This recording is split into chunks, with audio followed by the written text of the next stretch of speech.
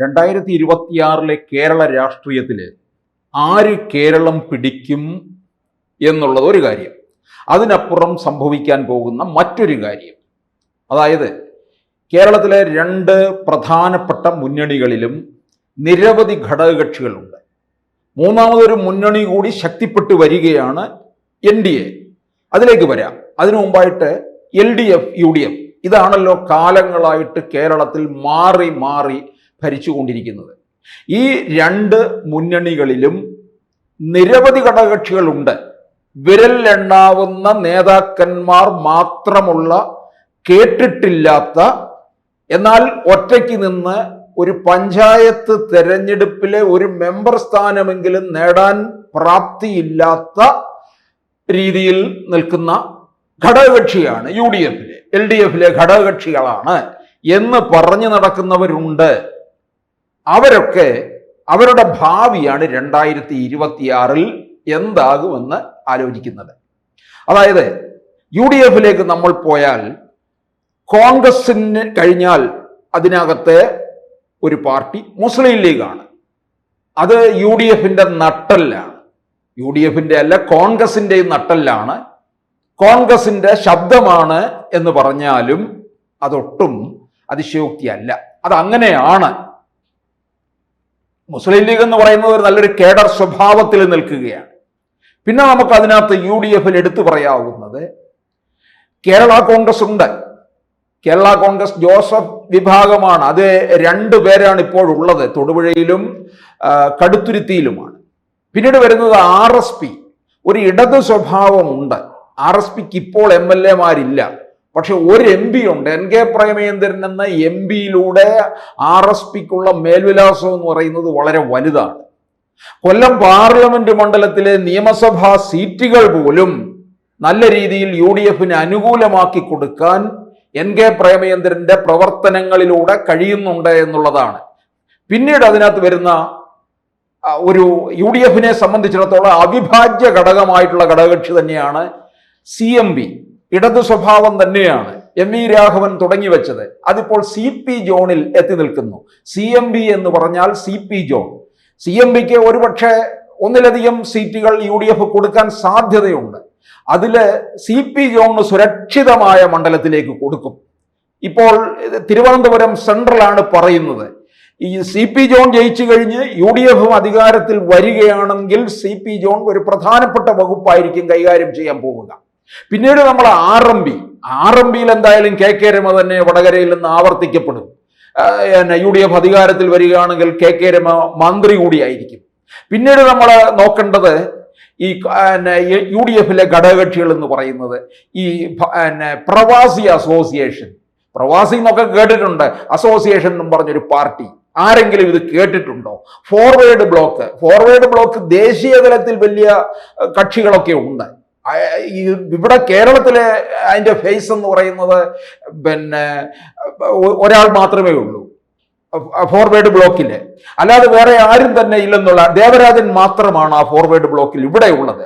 പിന്നീട് KDP, പിന്നെ JDU, RJD, JSS ഇങ്ങനെ പോവുകയാണ്. ഈ പാർട്ടികൾക്ക് ഒന്നും തന്നെ, ഞാൻ നേരത്തെ പറഞ്ഞതുപോലെ, ഒരു പഞ്ചായത്ത് ഇലക്ഷനിൽ പോലും ഒറ്റയ്ക്ക് നിന്ന് ജയിച്ചു വരാൻ തക്കവണ്ണം കെൽപ്പുള്ളവരല്ല. അവരാണ് ഞങ്ങൾ UDFിലെ ഘടകകക്ഷികളാണ് എന്ന് പറഞ്ഞു വരുന്നത്. ഇതൊക്കെ എന്തിനു വേണ്ടി ഇങ്ങനെ ചുറ്റിപ്പറ്റി നിൽക്കുന്നു എന്ന് ചോദിച്ചാൽ, ഏതെങ്കിലും കാരണവശാൽ UDF അധികാരത്തിൽ വരികയാണെന്നുണ്ടെങ്കിൽ എത്രത്തോളം ബോർഡുകൾ കിടക്കുകയല്ലേ, ആ ബോർഡിലൊക്കെ ഏതെങ്കിലുമൊക്കെ സ്ഥാനങ്ങളിൽ കയറിപ്പറ്റുക, ബോർഡ് ചെയർമാൻ ആവുക, അത് മതി. അതിനപ്പുറം ഒന്നും അവർ ആഗ്രഹിക്കുന്നില്ല. എന്നിട്ട് പറയുന്നത് ഘടകകക്ഷികളാണ് എന്ന് പറയുകയാണ്. ഈ ഘടകകക്ഷികളെ എല്ലാം തന്നെ ഇല്ലാതാകുന്ന ഒരു ഘട്ടത്തിലേക്കായിരിക്കും ഇനിയും പോവുക. ഇനിയിപ്പോൾ നമ്മൾ LDFിലേക്ക് വന്നാൽ അവിടെ ഇതുപോലെ ചില പാർട്ടികളുണ്ട്. അതും ഇല്ലാതാകും 2026.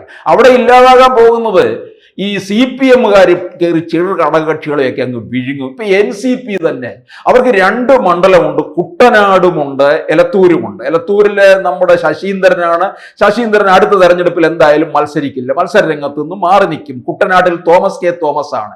ഈ 2 മണ്ഡലങ്ങൾ CPM-കാരങ്ങ് ഏറ്റെടുക്കും.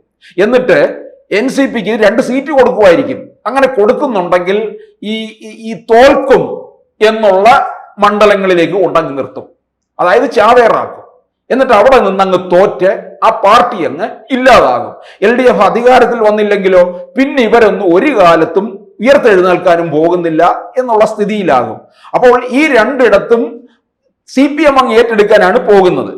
പിന്നെ അടുത്തത് നമ്മൾ കോൺഗ്രസ് എസിലേക്ക് വന്നാൽ, കോൺഗ്രസ് എസ് എന്ന് പറഞ്ഞാൽ രാമേന്ദ്രൻ കടന്നപ്പള്ളി. രാമേന്ദ്രൻ കടന്നപ്പള്ളി എന്ന് പറഞ്ഞാൽ കോൺഗ്രസ് എസ് കണ്ണൂരിലാണ്.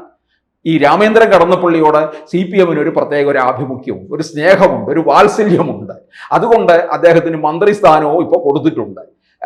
പുരാവസ്തു വകുപ്പും രജിസ്ട്രേഷൻ വകുപ്പുമാണ് വളരെ ഒതുക്കിയിട്ടിരിക്കുന്നു എന്ന് പറയാം. ഒരു പുരാവസ്തുവാക്കി രാമേന്ദ്രൻ കടന്നപ്പള്ളിയെ CPM മാറ്റിയിരുത്തിയിരിക്കുകയാണ്.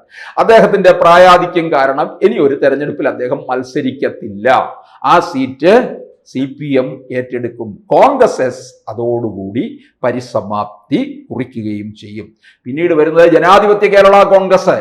പിണറായി വിജയന് വേണ്ടി ഒരു കാലത്ത് മാധ്യമങ്ങളിൽ ചർച്ചയ്ക്ക് വന്ന് തിളങ്ങിയ ആന്റണി രാജുവിന് തിരുവനന്തപുരം സെൻട്രൽ മത്സരിക്കാൻ കൊടുത്തു. അവിടെ നിന്ന് വിജയിച്ചു വന്നു. ലത്തിൻ സഭയുടെയൊക്കെ പിന്തുണയോടുകൂടി. ഇപ്പൊ ലത്തിൻ സഭയുടെയൊക്കെ എതിർപ്പും കൂടി നേരിടുകയാണ്.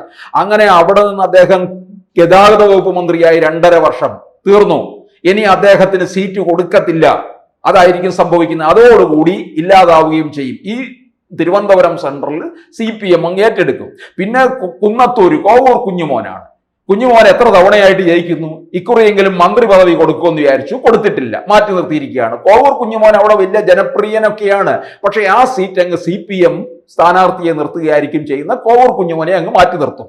പിന്നീടുള്ളത് INL-ന്റെ ഗതിയും ഇത് തന്നെ ആയിരിക്കും സംഭവിക്കാൻ പോകുന്നത്.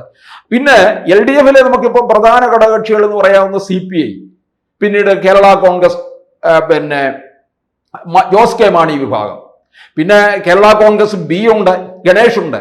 ഗണേഷിനെ സംബന്ധിച്ചിടത്തോളം അത് ഒറ്റയാൾപ്പെട്ട ആളാണ്. പക്ഷെ അത് ഒതുക്കാൻ പറ്റത്തില്ല. ഗണേഷ് ഇനി CPM സീറ്റ് കൊടുക്കുന്ന പറഞ്ഞാലും ഗണേഷ് അവിടെ പോയി പത്തനാപുരത്ത് ഒറ്റയ്ക്ക് നിന്ന് മത്സരിച്ചാലും വിജയിക്കും. 2016 PC ജോർജ് പൂഞ്ഞാറിൽ ഒരു മുന്നണിയുടെയും പിന്തുണയില്ലാതെ മത്സരിച്ച് വിജയിച്ചില്ലേ? അതുപോലെ വിജയിക്കാൻ തക്കവണ്ണം ശേഷിയുള്ള ഒരാളാണ് KB ഗണേഷ് കുമാർ. അതുകൊണ്ട് ഗണേഷിന് ഈ ആരെയും ഭയമില്ല. അതുകൊണ്ട് ഗണേഷിനെ അവർ കൂടെ നിർത്തുകയും ചെയ്യുമെന്നുള്ളതാണ് ഒരു സീറ്റ് അവർക്ക് ഉറപ്പായിട്ടുള്ള കാര്യവുമാണ്. അപ്പോൾ ഇനി ഈ 2 മുന്നണികളിലായിട്ട് ഘടകകക്ഷികള് ഇല്ലാതാകാൻ പോകുന്ന കാഴ്ചയാണ് നമ്മൾ കാണാൻ പോകുന്നത്. ഇവർക്കൊക്കെ ഇനിയും പിന്നീട് എങ്ങോട്ടേക്കായിരിക്കും അഭയം എന്ന് ചോദിച്ചാൽ, UDF-നെ 26 അധികാരത്തിൽ വന്നില്ലെന്നുണ്ടെങ്കിൽ അത് തീർന്നു. കോൺഗ്രസും തീരും, ഘടകകക്ഷികളും തീരും. ഘടകകക്ഷികൾക്കൊക്കെ പിന്നീട് പോകാൻ പറ്റുന്ന ഇടമെന്ന് പറയുന്നത് LDF-ലേക്ക് വലിയ സാധ്യതയില്ല. പിന്നെ അവിടെ പോയി ബാർഗെയിൻ ചെയ്തോ കാര്യങ്ങളൊന്നും നടക്കത്തില്ല. പിന്നെ മുന്നണി വിപുലീകരണവുമായി ഇവിടെ നിൽക്കുന്ന NDA-യിലേക്ക് പോയാൽ ഏറെ സാധ്യതയുണ്ട്. കേരള കോൺഗ്രസ് അങ്ങോട്ട് ചെന്നാൽ അവർക്ക് അർഹമായ പ്രാതിനിധ്യം കിട്ടും. കാരണം ക്രൈസ്തവ മുഖങ്ങളെ അവർ വേണ്ട രീതിയിൽ പരിഗണിക്കുന്നുണ്ട്.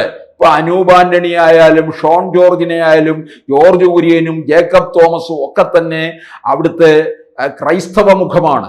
അവർക്ക് വേണ്ട തരത്തിലുള്ള അംഗീകാരം പോലും ലഭിക്കുമെന്നുള്ളതാണ്. അപ്പോൾ തീർച്ചയായിട്ടും 26-ൽ സംഭവിക്കാൻ പോകുന്നത് ഈ ഘടകകക്ഷികള് ഇല്ലാതായി പോകുന്ന ഒന്നാണ്. കാരണം നേരത്തെ ഞാൻ സൂചിപ്പിച്ചതുപോലെ അധികാരത്തിൽ വരുമ്പോൾ ഈ ബോർഡ് സ്ഥാനങ്ങൾക്ക് വേണ്ടിയുള്ള ഒരു പാച്ചിലായിരിക്കും. ഇപ്പൊ LDF അധികാരത്തിൽ വന്നു കഴിഞ്ഞാൽ ജനാധിപത്യ കേരള കോൺഗ്രസ് ആ സമയത്തുണ്ടെന്നുണ്ടെങ്കിൽ ഏതെങ്കിലും തരത്തിൽ ഒരു ബോർഡിന് വേണ്ടി സമ്മർദ്ദം ചെലുത്തും. ജനാധിപത്യ കേരള കോൺഗ്രസിനെ കൂടെ നിർത്തിക്കൊണ്ടാണ് ലത്തിൻ സഭയുടെ വോട്ട് കിട്ടിയത് എന്നൊക്കെ പറഞ്ഞുകൊണ്ട് ആന്റണി രാജു അക്കാര്യവും ഒക്കെ ആയിട്ട് രംഗത്തിറങ്ങും. അങ്ങനെ ഏതെങ്കിലും ഒരു ബോർഡ് സ്ഥാനത്തിലേക്ക് പാർട്ടിയിൽ ആരെങ്കിലും കയറി വരും. അപ്പോൾ ഇങ്ങനെ ബോർഡ് സ്ഥാനങ്ങൾക്ക് വേണ്ടി പാർട്ടിയെ ചുറ്റിപ്പറ്റി നിൽക്കുന്ന കുറേയധികം പേര് ഉണ്ടെന്നുള്ളതാണ്. പിന്നെ ഈ NCP-യെ പോലുള്ള പാർട്ടിയൊക്കെ അങ്ങോട്ട് പെട്ടെന്ന് അവരുടെ കയ്യിൽ നിന്ന് പിടിച്ചെടുക്കത്തില്ല. ഈ പിടിച്ചെടുക്കാൻ വേണ്ടിയിട്ട് ഒരിക്കലും, അതായത് മറ്റ് പാർട്ടികളുടെ സുരക്ഷിത മണ്ഡലത്തിലേക്ക് കൊണ്ടുപോയി അങ്ങ് നിർത്തിക്കൊടുക്കും. എന്ന് പറഞ്ഞാൽ ഒരു ചാവേറാക്കുന്നു എന്നർത്ഥം. ഇപ്പം മലപ്പുറം ജില്ലയിലെ ഏതെങ്കിലും ലീഗിന്റെ കോട്ടയിൽ കൊണ്ടുപോയി ഇങ്ങനെ ഓരോരുത്തർക്ക് ഇട്ടുകൊടുത്താൽ എന്തായിരിക്കും സ്ഥിതി? നമുക്കറിയാമല്ലോ, യാതൊരു തരത്തില് 8 നിലയിൽ പൊട്ടുമെന്നുള്ളതാണ്. അപ്പൊ 2026 ഘടകകക്ഷികൾക്ക് സംഭവിക്കാൻ പോകുന്നതൊക്കെ ഇതായിരിക്കും. കൂടുതൽ വാർത്തകളും വിശേഷങ്ങളും നിങ്ങളിലേക്ക് എത്താൻ ABC മലയാളം സബ്സ്ക്രൈബ് ചെയ്യുക, ബെൽ ബട്ടണും അമർത്തുക.